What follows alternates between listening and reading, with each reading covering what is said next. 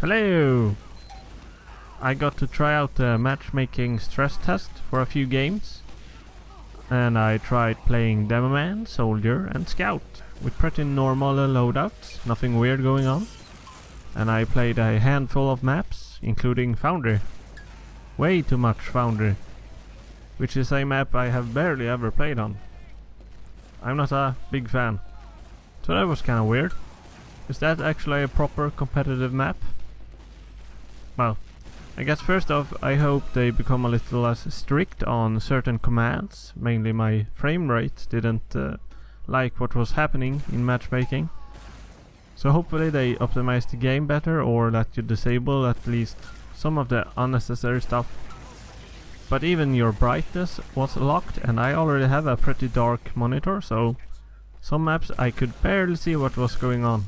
That seems weird. Anyway. Most of the games I played were also a steamroll in either direction. Maybe it lasted 3 minutes or so. Some of the slightly more even games lasted maybe 7 minutes. Hopefully that's because of the ranks have not really come into effect yet. But I also kind of like that they were pretty short matches, so maybe not that extreme, but I would like to see a time limit of maybe 20 minutes or so.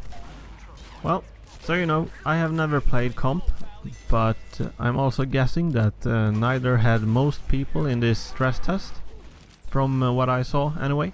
So I guess a few things I noticed, one being that people are not checking their flanks, like ever.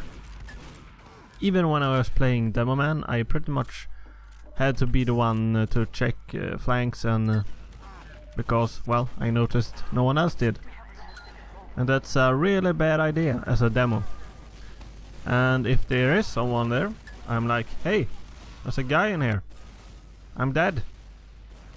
So yeah, because of that I think Soldiers and Scout are going to be the strongest classes in matchmaking, at least for a while. It will be very easy to get a big advantage with those classes. And when I was playing demo, I found myself having to cover more area than is actually effective. Because of that, unless you're basically playing with friends and you're all on point, that might be an issue. I saw a lot of heavies as well, which was also very effective for the same reason. People don't realize that you have to all attack the heavy at once. The Spy, Pyro and Angie are going to have a tougher time though. The Sniper can get away with it if it's good enough. But the other three are just too slow and weak to really compete, at least on the CP maps.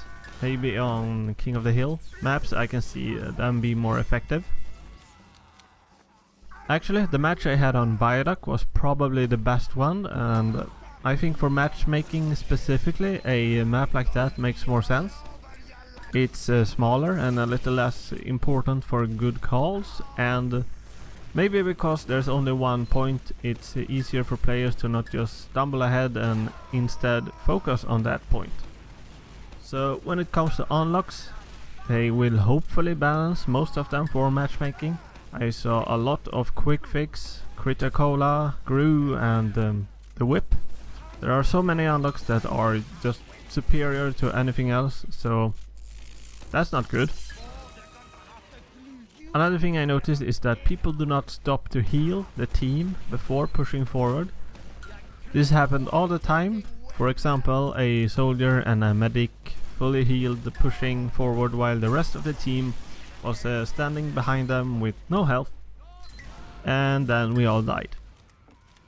Also, after wiping a team while defending, it seems that people are not really thinking about pushing forward again.